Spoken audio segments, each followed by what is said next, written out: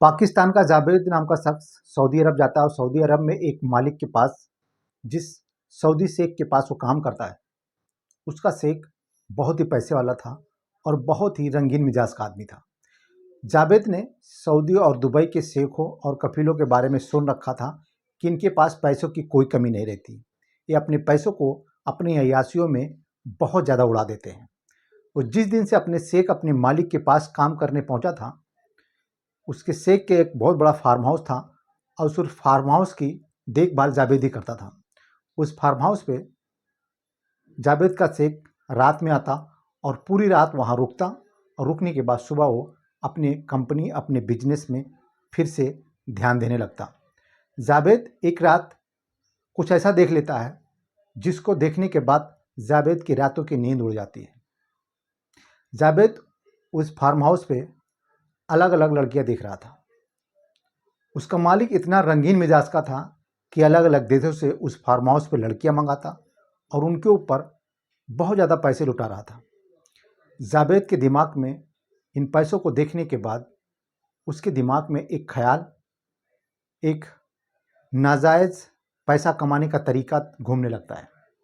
जावेद अपनी बीबी रिहाना को फ़ोन करता है और बोलता है कि हमारा शेख जो इतने पैसे वाला है, वो अलग अलग लड़कियों को लाता है हमारे फार्म हाउस पे और यहाँ पर लाने के बाद उनके ऊपर पैसे उलटाता है। ये पति पत्नी अक्सर एक दूसरे से ऐसे ही बातें करते रहते थे। जावेद को लगभग 6 महीना बीत जाता है। इधर पाकिस्तान में उसके फैमिली की परेशानियाँ बढ़ने लगती हैं। उसके माँ बाप बीमार रहते हैं और इन बीमारियों के चलते अब जावेद के ऊपर अपने परिवार की बोझ और बढ़ चुका था। उसकी 3 बहनें थीं और तीनों बहनों की शादी करने का जिम्मा जावेद के सर पे था। एक बीबी, 3 बहनें, माँ बाप, इतना बड़ा परिवार एक अकेला जावेद ही चलाने वाला था। सऊदी में उसकी इतनी तनख्वाह नहीं थी, इतनी सैलरी नहीं थी कि वो अपने परिवार, अपनी बहनों को अच्छी परवरिश, अच्छी पढ़ाई, अच्छा एजुकेशन दे सके। एक दिन उसके दिमाग में एक ऐसा गंदा ख्याल आता है कि अपनी बीबी को सऊदी बुलाने का इरादा बना लेता है। अपनी बीबी को मनाता है कि तुम भी आ जाओ यहाँ पर महिलाएं भी अच्छा खासा पैसा कमाती हैं। किसी घर खाते में अगर तुम काम करोगी तो तुम्हारी भी 30-35 हज़ार रुपये सैलरी मिलेगी और हम दोनों मिलकर कमाएंगे तो घर की परेशानियां जल्दी दूर हो जाएंगी। उसकी बीबी अपने पति से दूर थी, उसका भी जावेद से मिलने का दिल कर रहा था और उसी ख्याल में वो अपनी पत्नी को बुला लेता है सऊदी और जावेद अपनी पत्नी रिहाना को उसी कमरे में रखता है जिस कमरे में जावेद रहता था। लेकिन जावेद के दिमाग में क्या चल रहा था, ये बात रिहाना को बिल्कुल भी पता नहीं थी। जावेद अपनी पत्नी से हर रात अपनी कफील, अपने शेख के बारे में बातें करता, उसकी तारीफ करता और हर रात जो कुछ वो देखता था वो सारी बातें अपनी रिहाना बीबी को बता देता था। वो बताता था कि हमारा शेख जो भी है वो अलग अलग देशों से लड़कियां मंगाता है और उनके ऊपर इतने पैसे खर्चा करता है। मैं चाहता हूँ कि रिहाना तुम भी ट्राई करो, अगर हमारा सेठ तुमको पसंद करता है तो हमको पैसों की कोई कमी नहीं रहेगी। हमारा मालिक इतना पैसे वाला है और तुम दिखने में इतनी खूबसूरत भी हो सकता है कि तुमको हमारा सेठ पसंद करे और तुम्हारे ऊपर भी उसी तरीके से पैसा लुटाए जिस तरीके से वो बाकी लड़कियों के ऊपर लुटाता है। रिहाना पहले तो तैयार नहीं होती है, लेकिन जब किसी का पति इस तरीके से इतने गंदे ख्याल अपनी बीबी के सामने जाहिर करता है तो पत्नी कब तक चुप रहेगी। रिहाना भी पैसे की लालची थी, वो इन बातों में सहमति जता देती है और वो इस काम के लिए तैयार भी हो जाती है। तभी जावेद उस घर की एक नौकरानी थी, उससे बात करता है और वो उस नौकरानी से बोलता है कि मेरी बीबी को इस काम में इंटरेस्ट है, वो इस काम को करना चाहती है। अगर हमारा मालिक हमारी बीबी रिहाना को पसंद करता है तो वो सच में उसके पास जाने के लिए तैयार है। उस नौकरानी को पहले तो विश्वास नहीं होता, फिर वो अपने मालिक, अपने कफिल से बात करती है कि एक बार आप जावेद की बीबी से मिलो, उसकी खूबसूरती देखो और अगर वो पसंद कर तो इस घर में बाहर से लड़कियां लाने की ज़रूरत नहीं पड़ेगी। रंगीन मिजाज का शेख रिहाना को एक ही नज़र में पसंद कर लेता है क्योंकि पाकिस्तान की रहने वाली वो लड़की बहुत ही दिखने में ज़्यादा खूबसूरत थी और हसीन थी। रिहाना जिस तरीके से सऊदी के शेख यानी कि जावेद के मालिक को खुश करती है, उस दिन के बाद उस घर में बाहर से कोई लड़की नहीं लाई गई। अब जावेद की रातें सूनी होने लगी थी और उधर रिहाना की रातें रंगीन होने लगी थी। रिहाना के पास अब पैसों की कोई कमी नहीं थी। पति 20-25 हज़ार रुपये सैलरी पाता था और उधर रिहाना हर रात कितने रियाल उसको मिलते थे उसका कोई पता नहीं था। अब रिहाना के दिमाग में पैसों की चमक घर करके बैठ जाती है। वो अपने पति को भाव नहीं देती और जब जब जैसे जैसे उसका मालिक सऊदी का शेख उसको बुलाता उस तरीके से उसको टाइम देती और वो अपने सऊदी के शेख को खुश करने के लिए हमेशा टाइम पर खड़ी रहती थी। जावेद को 4-6 महीने तो बहुत अच्छा लगता, उसको पैसे आने लगे थे, लेकिन कुछ दिन के बाद रिहाना अब जावेद से दूर जाने लगी थी।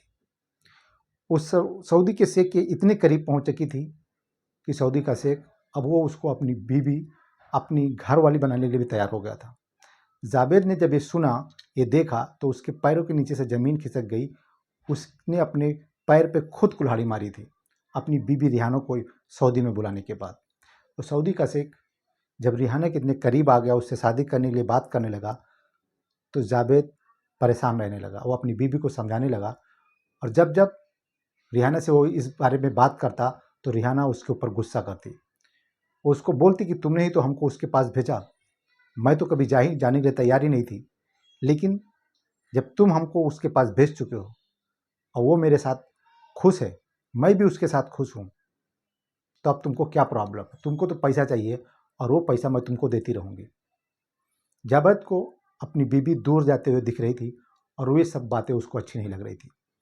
एक दिन रिहाना को बहुत बुरी तरीके से मारता है और अपने शेख के पास जाने से मना करता है और बोलता है कि तुम वापस पाकिस्तान चली जाओ, अब मुझे तुमको यहाँ रखना ही नहीं है। ये बात जब सऊदी के शेख तक पहुँचती है तो वो जावेद को बुलाता और उसको उसकी नौकरी से निकाल देता है। अब जावेद अपने सऊदी के शेख के कदमों में गिरता है, उससे माफ़ी मांगता है, बोलता है कि मुझसे गलती हो गई और हम दोनों को यहाँ से आप हमारे गांव, हमारे मुल्क भेज दो, मैं यहाँ पे काम करना नहीं चाहता हूँ। लेकिन सऊदी का शेख रिहाना को बहुत ही ज़्यादा पसंद करने लगा था, वो उसके साथ शादी करने के लिए तैयार था।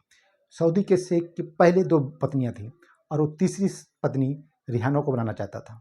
इस तरीके से सऊदी का शेख जावेद को वहाँ से मार कर भगा देता है। उसका पासपोर्ट, उसका वीज़ा, उसका बैग उठाकर अपने कमरे से निकाल कर बाहर भेज देता है और रिहाना को अपने महल, अपने फार्म हाउस पे ले जाकर उसके साथ रातें रंगीन करने लगता है। ये सब कुछ जावेद के कहने पर हुआ था और आज जावेद की दुनिया उजड़ चुकी थी। वो सीधा अपने मुल्क आता है और मुल्क में आने के बाद अपने घर वाले, अपने बहनों, अपने मम्मी पापा को सबको ये बातें बताता है कि रिहाना ने मेरे साथ गलत किया।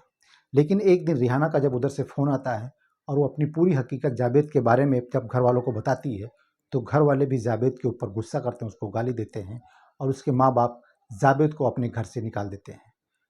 जावेद के माँ बाप बोलते हैं कि जब तूने अपनी बीवी को बेच दिया तो तुझ पे क्या भरोसा की जाए, तू अपनी बहनों के साथ भी ऐसा गलत काम कर सकता है, उनके साथ भी ऐसा गंदा व्यवहार कर सकता है, तू अपनी बहनों को भी कहीं भी ले जाकर बेच सकता है। तेरे अंदर पैसे कमाने की क्षमता नहीं है, तू बुज़दिल है, डरपोक है और तू बहुत बड़ा लाखारा और कामचोर आदमी है।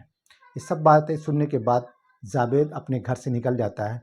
ना तो उसके माँ बाप थे अब, ना उसकी बहनें थीं, ना उसके पास अब उसकी पत्नी थी। ये सब एक लालच की वजह से जावेद ने सब कुछ तबाह होते हुए अपनी आंखों के सामने देखा था। दोस्तों, लालच एक बहुत बुरी आदत है। जब लोगों के दिमाग में लालच चढ़ जाता है तो बहुत अच्छे अच्छे रिश्ते तबाह हो जाते हैं, बर्बाद हो जाते हैं। इस कहानी से हमको सीखना चाहिए कि जावेद जैसा लालच कभी भी नहीं करना चाहिए। और पैसा आज है कल है, लेकिन अपनी फैमिली, अपनी बीवी, अपने बच्चे, माँ बाप, बहनें हमारे साथ जिस रिश्ते से जुड़े हैं वो रिश्ते को पाक साफ बना कर रखना चाहिए। इस कहानी से आपको क्या सीख मिली आप कमेंट करके ज़रूर बताएं और मिलता हूँ एक ऐसी क्राइम स्टोरी के साथ। तब तक के लिए अपना और अपनों का ख्याल करें। जय हिंद,